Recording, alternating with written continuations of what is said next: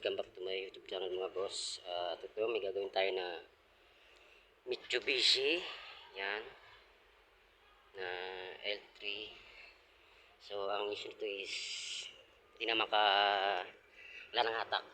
So, ito. Pakita ko sa inyo. Bababa natin yung transmission. So, pasensya na mga boss. Hindi ko na videoan yung pagbaba. So, ayan na. So, paano yung transmission. Then, ito yung lining. Ito, siyempre isang set siya papalitan mo boss. Release bearing, port, lining, and then pressure plate. Ayan mga boss. Tapos itong tie wheel, na-replace natin mga boss. So, update namin kayo mamaya. So, ito na mga boss yung ipapalit natin na clutch disc, then clutch cover, release bearing mga boss. Tapos pilot bearing. Yan. So, antay lang natin yung flywheel na pina-replace. May kabit na. Ayan na mga boss.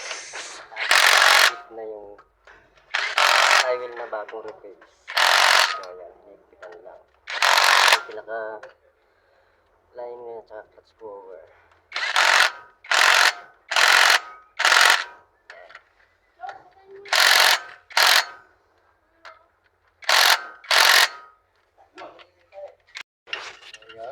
Kinakabit ko na yan. Lining tsaka clutch cover.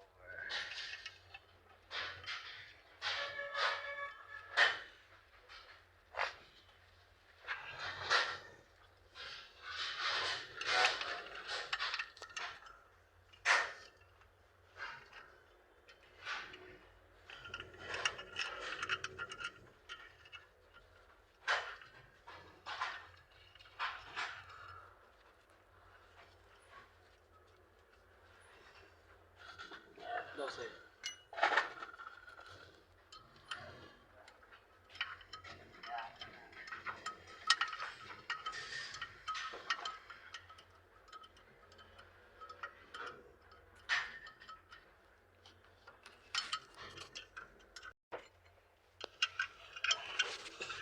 Ito yung mga bolas.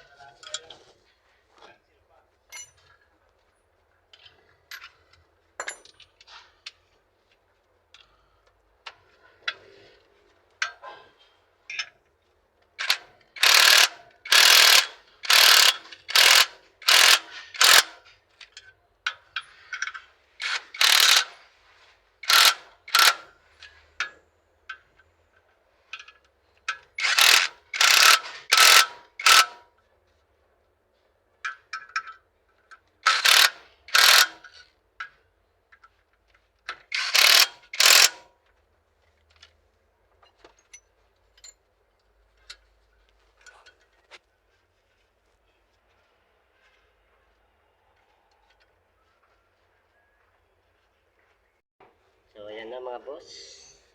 Fast forward ko na. Nakabit na yung transmission. Yan. So, na-check na rin yung mga higpit niyan. Okay na. Pati yung propeller. Yan. Nakita rin mga boss. So, ayan. Goods na goods ito mga boss. Huwag lang kalimutan. Follow, like, and share po. And subscribe. Maraming salamat.